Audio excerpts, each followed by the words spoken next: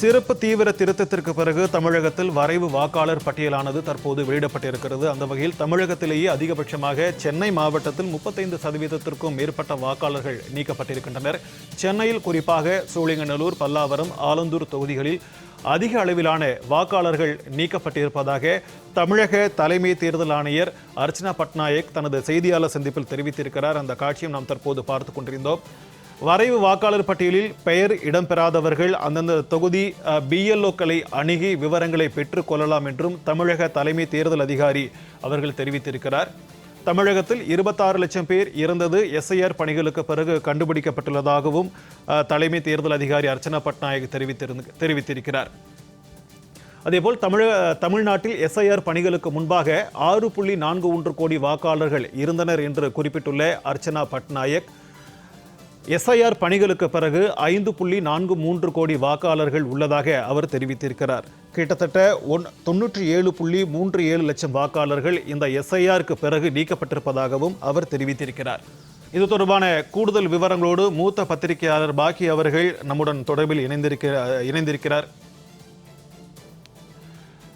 அண்மை செய்தியை நாம் தற்போது பார்த்துக் கொண்டிருக்கிறோம். தமிழகத்தில் வாக்காளர் பட்டியல் சிறப்பு தீவிர திருத்தத்திற்கு பிறகு தமிழகத்தை பொறுத்தமட்டில் 97.37 லட்சம் வாக்காளர்கள் நீக்கப்பட்டிருக்கின்றனர். அந்த வகையில் தற்போது வாக்காளர்களாக பதிவு செய்யப்பட்டுள்ளவர்களின் எண்ணிக்கையானது 5.43 கோடி வாக்காளர்கள் இருக்கின்றனர். எஸ்ஐஆருக்கு முன்பாக 6.41 கோடி வாக்காளர்கள் இருந்த நிலையில் தற்போது 5.43 கோடி வாக்காளர்கள் இருக்கின்றனர். கிட்டத்தட்ட 97.37 லட்சம் வாக்காளர்கள் தற்போது இந்த எஸ்ஐஆர் பணிக்கு பிறகு இந்த வாக்காளர்கள் நீக்கம் செய்யப்பட்டிருக்கின்றனர்.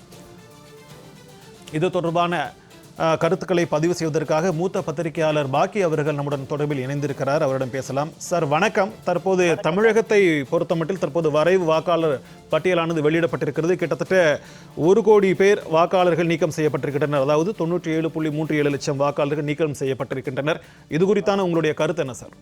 ஏற்கனவே இந்த 97 லட்சம் கிட்டத்தட்ட வாக்காளர்கள் போலி வாக்காளர்கள் நீக்கப்படுவார்கள் அப்படின்னு பேச்சு கடந்த சில காலமாவே அடிபட்டது.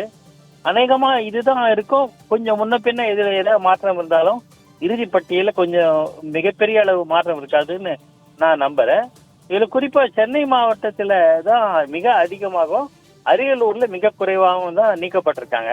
இதுக்கு பெரும்பாலும் என்ன சென்னை மாநிலத்துல சென்னை மாவட்டத்துல அதிகமா இருக்குன்னா மைக்ரன்ஸ், வெளியூருக்கு போனது, வெளியூர்ல இருந்து வந்தவங்க, இங்கே நீண்ட காலம் தங்கினவங்க, அவங்களுக்கு இருக்கிற வாக்குகள் இரட்டை வாக்குகளா இருக்கக்கூடும்.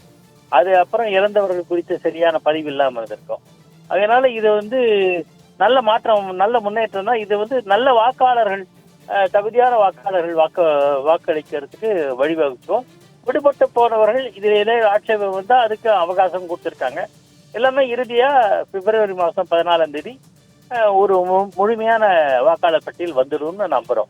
சார், ஏற்கனவே இந்த எஸ்ஐஆர் இந்த சிறப்பு தீவிர திருத்த பணிகளுக்கு திமுக காங்கிரஸ் உள்ளிட்ட எதிர்க்கட்சிகள் கடும் எதிர்ப்பு தெரிவித்து வந்தன. இந்நிலையில் கிட்டத்தட்ட 1 கோடி வாக்காளர்கள் இந்த பட்டியலிருந்து நீக்கப்பட்டிருக்கின்றனர். இது வரக்கூடிய தேர்தலில் என்ன மாதிரியான ஒரு தாக்கத்தை ஏற்படுத்தும் சார்? முதல்ல திமுக போன்ற கட்சிகள் எதிர்த்தாங்க அப்படின்னா கூட எஸ்ஐஆர் பணி தொடங்கின பிறகு அவங்க அதுக்கு முழு ஒத்துழைப்பு கொடுத்திருக்காங்க. அதுக்கு மறக்க கூடாது. என்ன சொல்ல போனா களப்படியில அவங்க திமுக கட்சியினது அதிகமா ஈடுபட்டு சரியா செயல்பட்டு இருக்காங்கன்றத பார்க்கணும் நம்ம. அதனால இந்த பணி, எஸ்ஐஆர் பணி பலன் தரத்தக்கது அப்படின்னு எல்லாரும் புரிஞ்சுட்டு நம்ம தெரிஞ்சுக்கலாம். ஏன்னா இதுக்கு நல்லதுதான் அப்படின்னு நினைக்கிறாங்க. ரெண்டாவது, இதனால என்ன தாக்கம் ஏற்படும்னா ஜெனுவின் வாக்காளர்களுடைய வாக்குகள் பதியப்படும். இப்ப நானே கொஞ்சம் லேட்டா போனேன்னா என்னுடைய வாக்குகளை இன்னொருத்தர் போட்டார் என்கிற புகாரு, அந்த மாதிரி குற்றச்சாட்டு எல்லாம் வராது. அந்த வகையில பார்த்தா ஒவ்வொரு வாக்காளரும் அவன் என்ன நினைக்கிறாங்களோ அந்த வாக்குகளை பதிவு செய்யறதுக்கு வழி கிடைக்கும்.